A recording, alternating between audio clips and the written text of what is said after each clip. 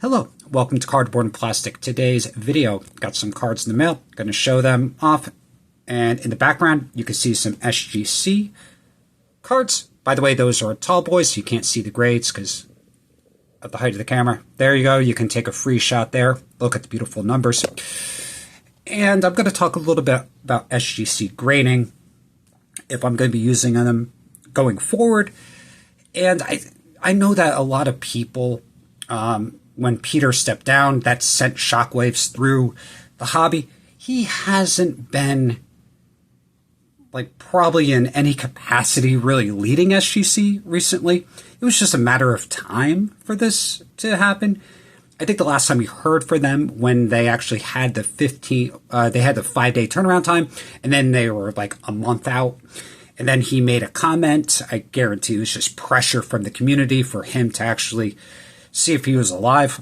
And a lot of people actually are saying things about SGC that aren't really correct. Their 15 to 20 day turnaround time, they're hitting that. A lot of people I heard talking about SGC, they don't grade with SGC.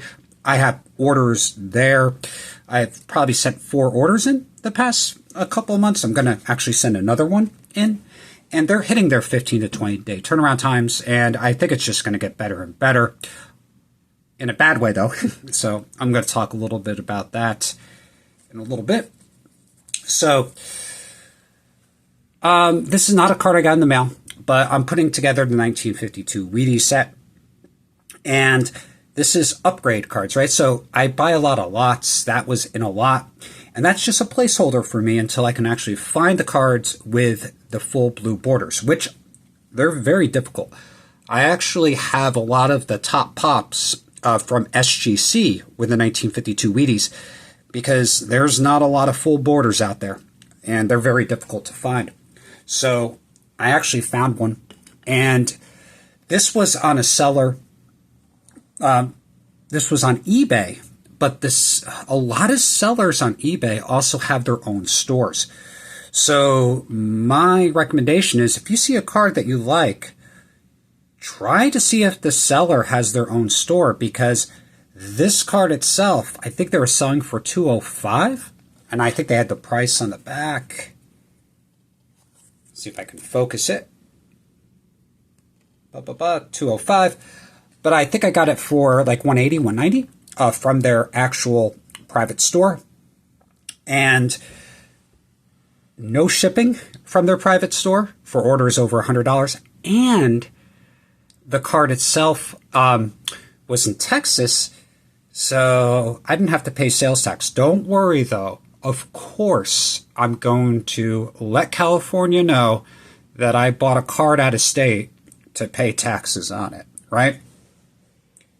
Anybody listening there? So I got that, and also I believe this was like $8, and I just got that thrown in. It was another one that had a full border. I gotta get my scissors out, cut it out, make it look nice.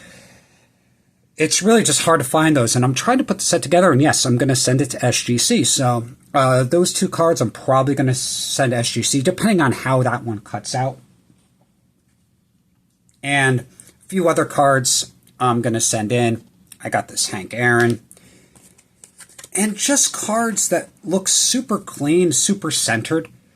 The Mike Schmidt, I'm going to send that in.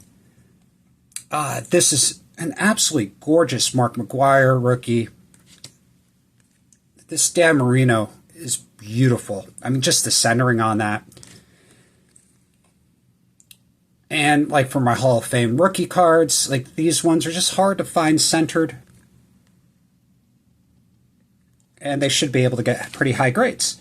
So, of course, I'm going to look at those a little bit more carefully. Send another order in. And actually, I'm going to send another SGC order. I got a bunch of cards I just am getting out of ComC, sending them back over. Oh, and one other card.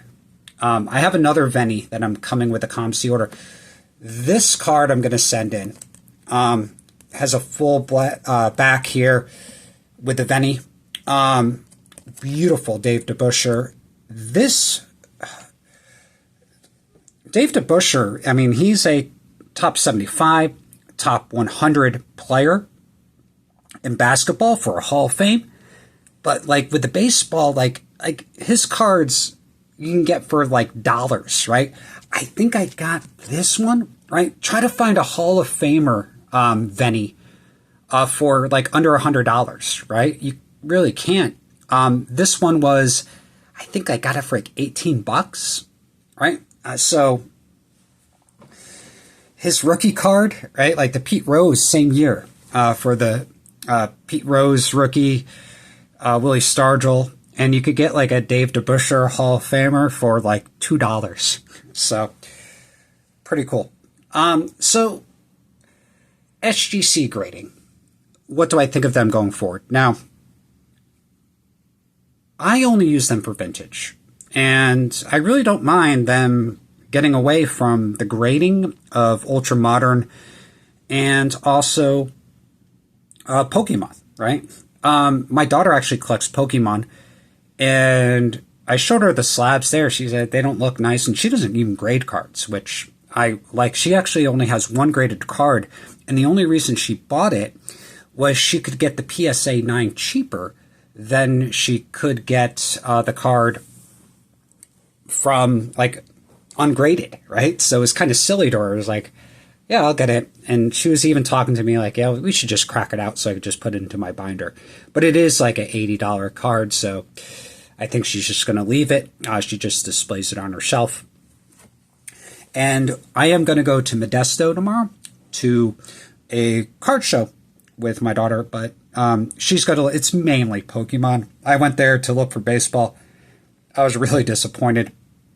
So I am going to go to the card show, but I don't think I'm going to buy anything, but I will look around to see if there's any vintage dealers there or anything. I even am looking at some ultra modern and modern cards, really specifically modern basketball from the 90s.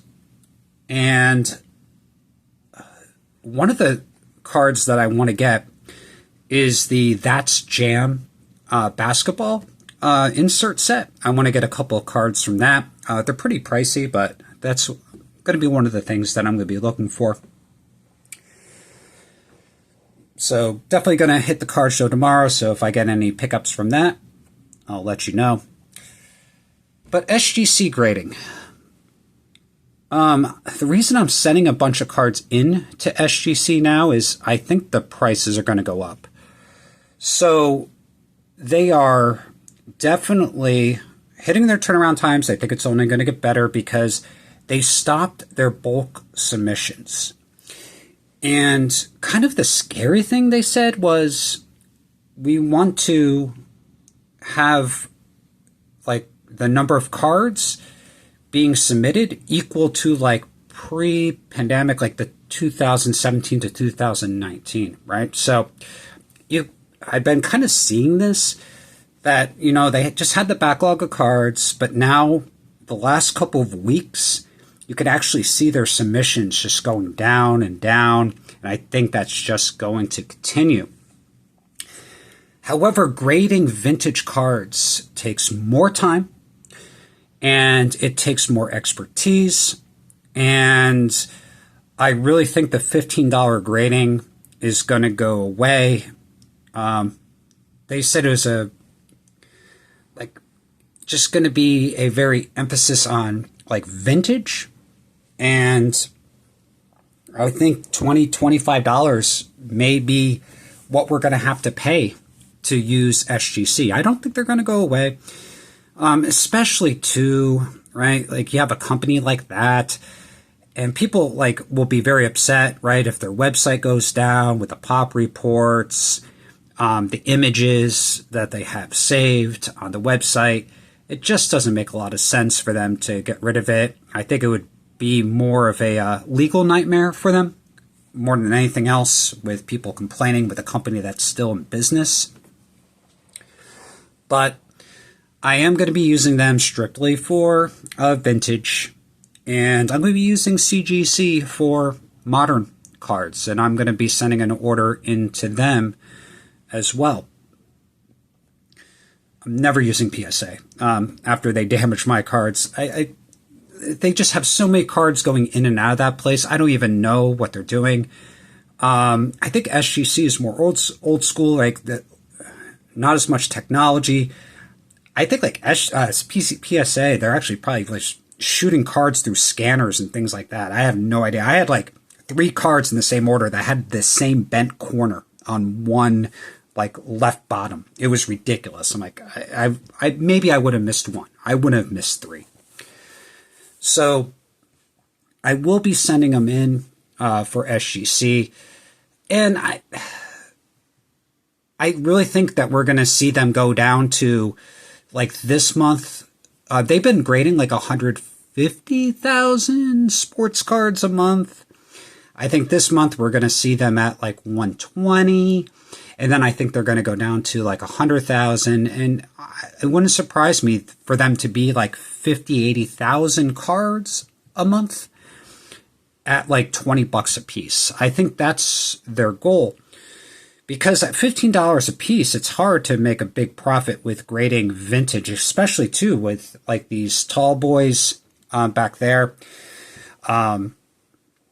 Just takes a little bit more time to slab up the cards, more plastic for the holders, and they look really nice, in my opinion, for the vintage cards.